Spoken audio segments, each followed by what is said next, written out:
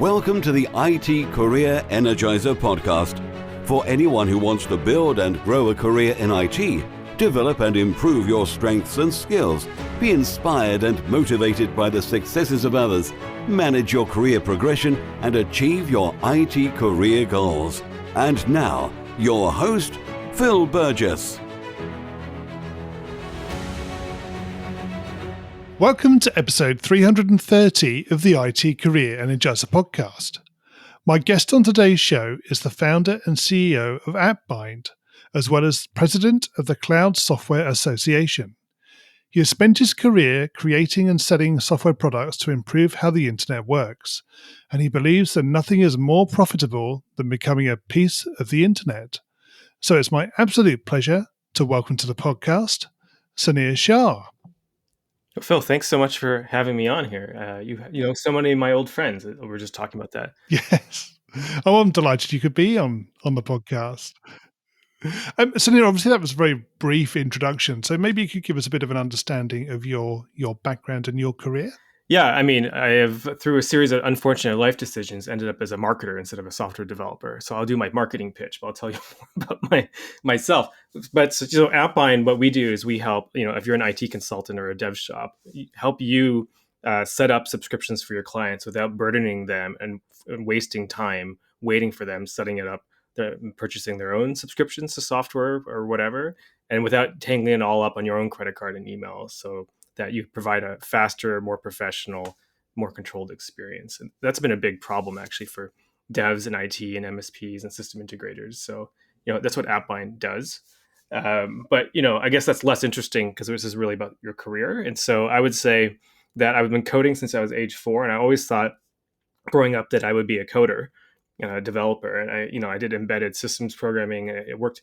I needled Bjorn Stroustrup on the C++ language FAQ. I work on the SVG standard. If we're talking about Kent Beck, I needled him when he was writing the extreme programming book. I got really into dev stuff, but now I end up in marketing and sales. I say through a series of unfortunate life decisions, but actually it was because at the end of the .com bust, I had to make some decisions about what I want to do in my career. And I realized that coding alone wasn't interesting. It was the helping people part that was interesting. And I ended up in a journey towards the customer. So I think probably a lot of what I'm going to talk about is more the people side of tech. I love computer science, but I think, you think about what's the purpose of life? What's the rewarding part? For me, not everybody, but for me, it has been like seeing other people's lives improve for my work. And that's where I ended up with my career. Right. Okay. Well, let's go into the main core of the interview. So can you share with us a career tip, one that the audience may not be aware of and perhaps should be? I guess I alluded to it. When I was a teenager, I was a little bit more of a teenager, you can imagine, or a younger man. I was a little bit more debate oriented. I suppose a lot of people on the internet are. So I mentioned Kent Beck and Bjorn Stroustrup and Ward Cunningham and Jimmy Wales and RMS. I've met all these people. But one thing I learned very quickly, because I grew up with the internet, I'm 42 now. So when I was 14, I made it way on the internet. Let's not explain how I did that. I lived in a nuclear research town. And then, there might be a way I get onto the internet, if you know what you're doing.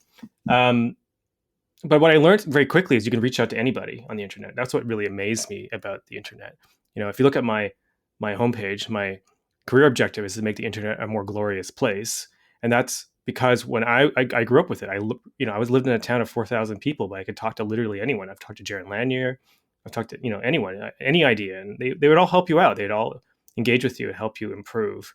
And for my own kids now, who, grew up in this environment, I encourage them, you can do anything you want. I don't care. I mean, we're Canadian. You're basically fine being in Canada, but be world class, reach out to the world. And so the one top career tip I would say is, there's always someone out there who knows something interesting. Go talk to them. And I'll say the reason I end up in marketing instead of dev, I have this attitude that I was younger too. I told you I was a little bit more combative, I say. I didn't know what I was doing, and I thought it would be fun to debate. But I had this idea, though, that everyone, if I think people don't know something and I think I'm smarter than them, it's really that I'm just a stupid person, right? Because I don't actually know anything about them. So I always like, okay, I don't understand what you're doing. I'm going to shut up now and go over there and talk to you and learn to understand you and seek understanding and learn and maybe even join your team. This is how I ended up in the sales and marketing teams. I just like, let's be in sales, let's be in marketing. And it really opened my horizons to so many different perspectives of how to do your job. And I've learned so many more things that way. So I would say reach out to people, especially even people you don't understand, you don't agree with them or whatever, and just, ask questions, learn to see the world through their eyes. You'll gain something from that no matter what. You can't learn anything if you don't reach out to people, and you can't learn anything if you think you have something to teach. You have to approach the world as if everyone else has something to teach you. And it's always turned out to be true. Everyone is so amazing. I mean, I can't even tell you, every person I ever meet has something to teach me. And it's been such a wonderful way to, I think, for me, go through life. Yes. Yeah, well, that's a great way of putting it. And obviously, there are now so many different ways that you can connect with people and learn. It doesn't necessarily have to be direct connection either, does it? You can do it indirectly. You can learn by reading or watching videos or whatever it might be, listening to a podcast, for example. So, and then you can potentially reach out to people afterwards as well. So, is that what you do? Do you reach out over the internet? Yes. I mean, for me, that's how it began. I mean, I was a voracious reader as well. And I watch, YouTube is amazing. I mean, people put their whole lives, everything they know out there. I love Reddit. It actually, funny, my wife jokes. I thought I'd be a creative writer when I was younger too. That was another career path. And then I just stopped reading novels. Because if you read Reddit long enough, it's not everything's real on Reddit, but people put their whole lives on Reddit. And, in really like detailed ways, and they really open up, and you really get to see how humanity really is. And I think that's even more compelling than some author who's squirreled their way in their basement for 2 years. I mean, just seeing all of the people and like things I would never even understand. Like, I don't know what it's like to live. I mean, I'm Canadian. I don't know what it's like to live in Arizona, in poverty and grow up and end up in the tech industry or whatever it is. I don't know any of that stuff. It's just the journeys people have been on. Yeah. Yeah, no, it's great to learn, isn't it? Yeah. Okay. Sunir, can you share with us your worst career moment and what you learned from that experience? I have so many worst career moments. Hard to prioritize, how to say which one's the worst. I'll tell you the one that inspired AppBind because I'm self-serving. But it's actually a good story about what I realized was going on in the world. So, and why I ended up taking this step into starting a company, which is terrifying. So I was at Olark, and actually this is another worst career moment. I had my midlife crisis. I took it out on them. I had my 3 kids. I took my first kid. I was at FreshBooks. I quit because I wanted to be at home. I didn't want to be on the road. And then I had another kid while I was at Olark, and I'm Canadian, they're American. We just have different ideas of pat leave and whatever. And then so the third kid was coming, and I just I didn't want to do it anymore. I want to do something different. I realized also that I had made some choices in my life for my career about taking the safe path, which is not always the fun path, and it wasn't really true to myself. So maybe that's the worst career moment, just having my midlife crisis. But I mean, we all go through it. I mean, but I was consulting after that, and I didn't really know how to consult. It's been a long time. I mean, even though FreshBooks is all the customers are consultants, doing it yourself was scary, especially with I had the young infant at home, and I had to make all the money because my wife was on mat leave during that year. But it had changed so much since when I was younger, because I used to work in a Microsoft VAR, like a dev shop. It was like this, like a clients would call us up all the time, and we would quote them like anyone, like a plumber or a mechanic or any IT consultant watching your show would understand. You would quote them like the time and material. So we would buy the computers and networking and Windows licenses and any other dependent software, and then our time to build the system. We'd build out the system. We do the implementation and training, and then we have a 3-year maintenance contract. And of course, with the maintenance contract, you keep up with the client, and then you build them the next system, and you basically have a 10-year client engagement. That's how any industrial contracting has worked, and it's actually been the way since the age of the pyramids. Honestly, people have been contracting, but it doesn't work that way with subscriptions. And what I learned was I had this client. He was a fashion retailer. he was making clothes, he was making clothes, and he was building a bricks and mortar store, and he was doing the e-commerce site, and I was subcontracted to do the analytics. And, he was a go-getter. He had 6 weeks to go. He wanted to launch everything. Every week on Monday and during the sync, I said, hey, we need this software, Amplitude, Segment, Branch.io, TalkDesk, whatever. And he said, sure, no problem, I'll get it for you. But he didn't get it for me because analytics doesn't mean anything to him. He's not a computer scientist. He's a tailor, right? And so he didn't do any of that. 3 days before launch, he said, Sunir, what the hell? Why is there no phone number on the site? And I said, like a great contractor, you didn't sign up for anything and do anything I asked you to. And he's like, okay, fine. Being a go-getter, he's like, just get on a video call, show me what to do. So, if you ever try to get a client over a video call to do anything, click here, put your email in here, put your password, click here to invite me. Like, it just did not go well. And he was stressed out. It's 72 hours to go. I used one of his remaining 72 hours to sign up for 2 subscriptions. What stupid administrative work. And he was fed up. He said, Sunir, and this is a great line, and I say it all the time now, my plumber did not make me go buy my own pipes. I was like, right. Because that's not how contractors work, And I was like, Sunir, working with you is 10 times harder than not working with you. I was like, oh crap. I don't understand anything you're doing. I don't know what any of this stuff is. It's confusing. You're wasting my time. Take care of it. I was like, right. Yep. Get off the call. I'll take care of it. And so I bought 2 of the remaining subscriptions on my card and then immediately canceled my card because I didn't want the renewals. I had to do an all-nighter to finish the project in time, delivered it so I get paid. And then he fired me, of course. And so I was like, any consultant has that feeling, I'm getting fired. Sorry, I feel like I got a reaction from you too. Even that situation. So I got fired. It was just like, I knew I was going to get fired. It was just like, it was a death march. And then I caught up with him a month later. We had a pretty good rapport because I was an adult on the project theoretically, but he was so disappointed because it was so unprofessional and clutch, right? But he knew I had this idea for AppBind, and he was willing to help me out, entrepreneur.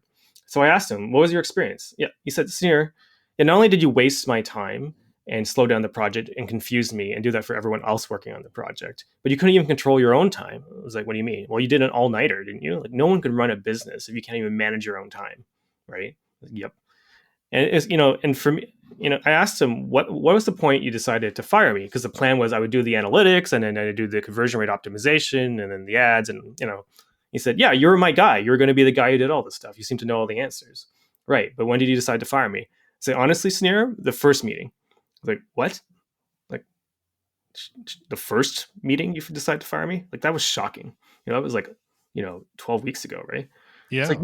And I was like, well, yeah, I knew the moment you started asking me to do stuff I didn't understand that I needed to hire someone internally to do this. I just didn't have time at the moment to hire anyone. So I just let you go. But I knew I was going to have to hire someone then. And, I'm not going to have 2 people. So whoever I was going to hire to manage this stuff was going to be the person. And you're not. It's too bad. You probably know more than whomever I'm going to hire. But, you're just, I just can't rely on you. And I was like, right. And that experience of getting fired, I mean, it still rattles me, even though I tell the story, because it's so painful, it's so real. It's what led to AppBind. So this is why we had to solve this problem. Everyone has this problem. It's like killing everybody. Yes. Yeah. Okay, we're going to go to maybe a more positive point. So Nick, can you tell us about your career highlights so far? One of the highlights that I have that I rarely talk about anymore is the day I deleted 200,000 lines of code. It's one of my favorite interview questions. How many lines of code have you deleted in one day? Which always stuns people. Yeah. And this is a highlight. Yeah, because we had done a death march to deliver the system. This was a company called Soft TV. They built, like, if you know Headline News or Bloomberg or whatever, that those TV channels. Yeah. We built the software to run one of those channels, and we actually delivered a whole TV channel in Canada called CP24 in 99 days. It was quite a thing that we had done. So, 99 days to build all the software to run a TV channel from scratch. Obviously the code was like a mess, but then we thought we were going to productize it. And then the lead consultant, who was just there as a stringer, right? He was just there temporarily, he left, and then I was left inheriting the code base. And I was pretty young. I was like 19 or 20. And they said, Sunir, figure it out. And I was like, okay, how do I do this? But I think it was hanging out with Kent Beck. We're talking about Kent Beck, the extreme programming guys. So I just took some of those Yep. ideas, unit testing, and like, what do we? If you don't need it, get rid of it. Like Yagni, you ain't gonna need it. I was like, let's just do all this stuff. And so I took all the code that I thought this is useless. I just deleted it. And people say you can't delete it. It's like we have source control. It's fine. And I just like cut that thing down by honestly 2/3 or more. And people were like paranoid because no one did that. But I took the extreme approach, and honestly, the code ended up being so much cleaner and easier to organize that we're able to build the product and then start selling it. Like it like made the company, out of this consulting project. It's just to be courageous enough to do something like that. And the courage wasn't against the code. I mean, it was with the people. Like they had never seen anyone do anything like that before. Obviously, the source control was like, what was the worst that was going to happen? We would revert. I'd lose a day, right? Nothing would happen. That's why I did it.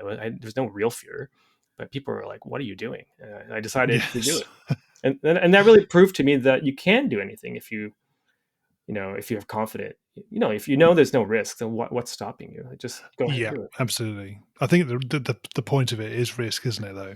Yeah, I mean that's it. And risk is really felt as meat people. We're animals, right? And it's not necessarily logically true.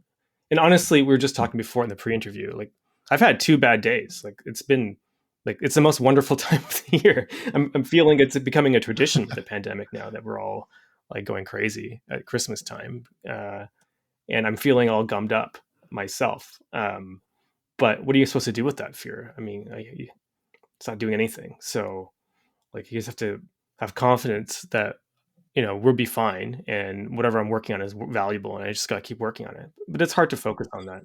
Yes. Yeah, that's true. Okay. Sunir, what excites you about the future of the IT industry?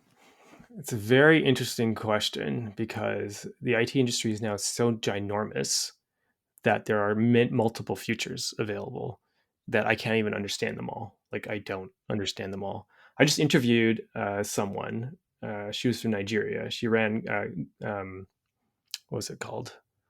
Girls Code Africa or something like that. She Codes Africa, the community, 7,000 people.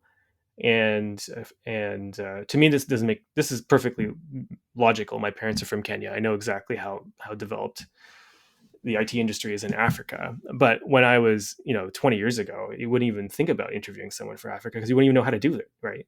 So now I can talk to anyone on the planet, and they're all very capable people. I find that quite interesting.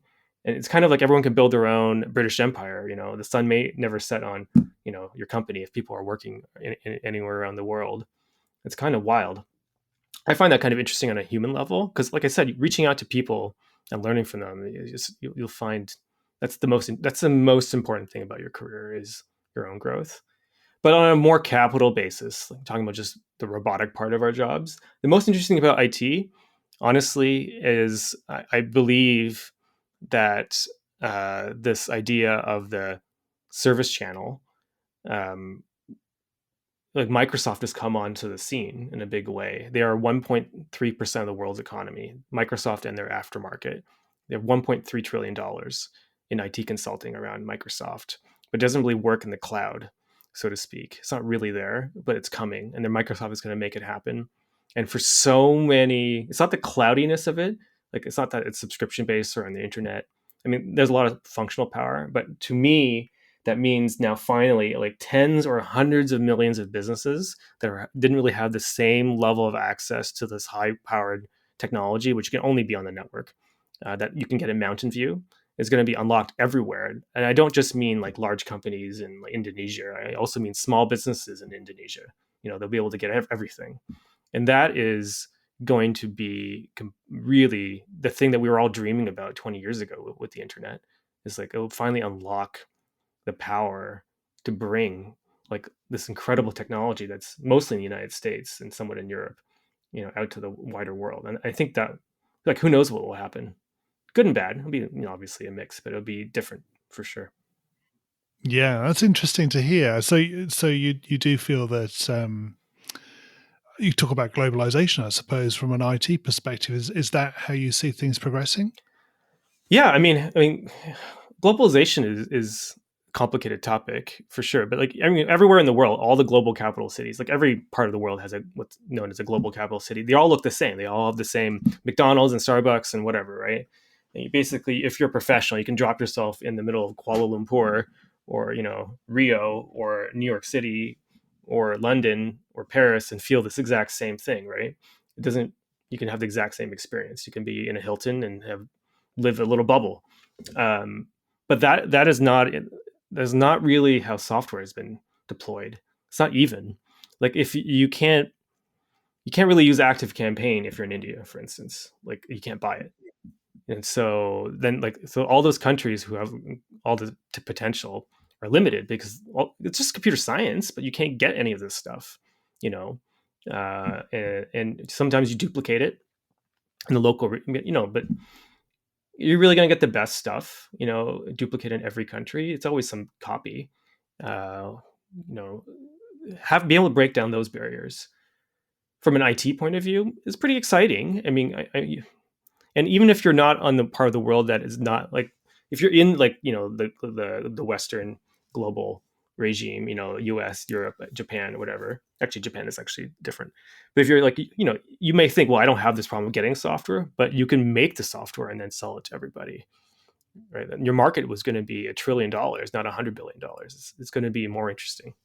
So I think that's actually kind of interesting. I mean, because frankly, I like the computer science part of it. I like the money part of it. But as you can tell, I also like meeting interesting people through the work. And to me, like, I've half my life left to live. I want to meet more people. If I'm locked in my basement for another 2 years, as we all seem to be, this is the only way I can do it. So if I can't travel, at least email me, that's the way it goes. Absolutely. Yeah. Okay. We're going to go into the reveal round now. We're going to find out a little bit more about you and the way you think. You ready for this? Yes. So what first attracted you to a career in IT? Well, my sister, she asked for a VIC-20. My dad picked up a VIC-20 at some garage sale. Yep. I was 4 at the time. And my sister was 8. And she wrote on a VIC-20, it's a basic. It's a Commodore. It's basic. Yep. Commodore 64. She wrote 10, print Nina is cool. 20, go to 10. And that enraged me. And that was basically what got me into IT, is my sister said she was cooler than me. Straightforward. Right. And what is the best career advice you've ever received? Well, it's the everything about people are not the same as you. Like, everyone's rational in their own mind. When you're managing people, you remember, when the first law of management is that your staff are not you. It's everything that get out of your own mind, and listen to what other people are saying and try to see the world from their point of view. I mean, that, I think there's nothing. And what's the point of it all, right? That's what I think it is. So. And what is the worst career advice you've ever received? Be strong. What does that even mean? It means you're weak. If you're fighting with your own emotions and you have to show the world that you're strong, and like, you're basically projecting negativity. Everyone, like, one of the things you learn when you listen to other people is the inside out principle, where if you meet someone and they're casually negative towards you, even though you didn't do anything to deserve it, it's not you did it. It's like, that's what's going on in their mind. That's the loop, the play track in their own mind. It's how they judge themselves. They're having a bad day. They're taking it out on you. So if you're projecting this kind of false strength out to the world, because you have to, that's what good managers are. That's because you feel terribly insecure, right? But I learned, if you tell your staff, I'm freaking out right now, but they'll take care of you. I mean, especially if you take care of them, because we're just adults. Like, I have a role and you have a role. Maybe my role is elevated in yours in this situation. And then we leave work and then we're just neighbors. I mean, we're just adults working together on this project. Amazing things happen, Yes, that's very well put. Yep. And if you were to begin your career again in today's world, what would you do? Well, that's a good question. I have little kids. I'm trying to get them set up. Scratch. I get the kids set up on Scratch. It's amazing. Yeah. So amazing. I can't even begin to explain it. It is. It's so good. And what career objectives are you currently focusing on? Well, I started this company, AppBind. It's been a journey. And so I'm really committed to this idea of solving, how do we turn subscriptions into something from the software company's point of view, how partners can sell subscriptions, but from the solution provider's point of view, the IT consultants, how do you become someone who manages all this subscription stuff and build a system that is yours in a way that you can get into these long-term relationships with a client and say, yes, I'll take care of it for you. And then for the end customers, they can get taken care of, which is the only thing that's missing. And so for me, that is a big project. And so it's actually three different projects, which is probably why I had lack focus. Three different people involved. Build partner sales. Yeah. And what's the number one non-technical skill that has helped you in your career so far? So when I learned about networking, and this is going to sound ridiculous, but I always equate, I'm a partnership person. I run the trade association about partnerships. I talk about partnerships all the time. To me, that part of your brain that manages like networking and partnerships is the same one that you use for dating. And we all kind of learned how to network in high school, whether you're good at dating or meeting people at the dance or not in high school kind of determines your behavior. And we've all been to conferences, if you remember what those are like. Where we go to the party and people kind of circle up in their little cliques. And sometimes it really is men versus women because people just have habits, right, from before. But honestly, I'm not there to do anything but make money. I'm a robot and a capitalist. That's basically in some way. We're there to meet on a business level. So what I learned is that if you approach people in a non-threatening, I don't approach things, I'm strong. I never do that. I just approach people and I'm there for business. They're for business too. If you get past, if you practice as icebreakers, but you get past that, meet more people. You have no fear. I mean, they're there to meet you. They will talk to you. Some people won't, but more people than not will. And then you just, like I said, the whole point for me is to meet as many interesting people as possible. So when I go to a conference or any networking room, I don't shy away. I'll just go up to you. It's like I say, hello, I'm Sunir from AppBind. Nice to meet you. What brings you here? That's the icebreaker. Very simple. Yep. Yep. It is, exactly. And what do you do to keep your own career energized? I'm going to cry. Oh my God. I was just saying to my wife, I'm retired this morning. I just stood and said, what are you going to do? I was going to stand here in the kitchen. It's like, you need a hobby. No, I'm good. I'm just going to stand here for a few years. This is definitely a stressful time in the world. That's a really good question right now because I think everyone is like going crazy a little bit. So I am not a normal person. Obviously, I love networking. So I built a trade association of all my best friends. So the Cloud Software Association. There's 4,000 of us in that. So I built my little tribe, as Seth Godin would say. Is that Seth Godin or is that Malcolm Gladwell? I don't know. Whatever. I built my tribe. And it's important for me to have a community of people who are going through the same journey as me. And I have more than one of those constituencies. I need other people, not because I need them to validate me. I just like helping people, and that energizes me. If I feel I'm all alone, I'm alone with myself, and I'm crazy, so that would not work out well. To me, it sounds like you live off the energy of other people. I do. To a certain extent. It generates your own energy by talking to other people. I'm an ambivert. I love also coding, so I just flip back and forth as much as I can during the week with people, with computers. Anything between the computer and the people, like the Java stack, I'm not interested. This is why I left IT, computer science. I couldn't handle the application stack. Don't talk to me about Swing. I'm not interested. give me a processor, an embedded C++ compiler, or a networking event. Those are the only things I care about. That's me. Right. Okay. And what do you do in your spare time away from technology? Well, I love this, like, what is your hobby question kind of thing. Yeah. Well, honestly, I'm a dad, so I do everything. Like I'm in Canada, so like all the things. For me, it's so exciting to just do all the things. I mean, my parents are immigrants from Kenya, right? So they didn't know any of this stuff. And I told my wife when I married her, one of the conditions of our marriage in our contract was that she takes me camping every year, because it's something we never did. So I just love all that stuff. So camping, we're going down skiing theoretically next week, assuming it snows and everything's open. My son just started hockey, which is amazing. I never got to that point. I was in a curling team, which is amazing because I'm not 1,000 years old. And it was so Yes. yes. It's just like all that stuff, and then I have my own interests. Like right now I'm reading Dune and all those things, but I live in Toronto. I do all the Toronto things. What else? What else can I say? Good. Okay. Right. Sunir, can you share with us a parting piece of career advice? Well, something different. I have the imposter's prayer. I love that. So a lot of people actually, like most people, have imposter syndrome, where everyone's anxious. I'm going to tell you that right now. Like everybody is. If you're not anxious, you're not pushing yourself to take on the challenge that you could give the world. I mean, maybe you don't want to, but what a shame. I mean, you only live 100 years of this, trillion-year universe. You might as well do something and enjoy it. But it's terrifying. So I have this imposter's prayer.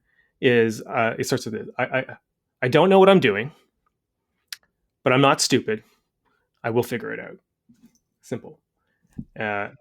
And like this is the same thing when I deleted all that code. I had no idea if it would work out or not, but it'll be fine. It was fine.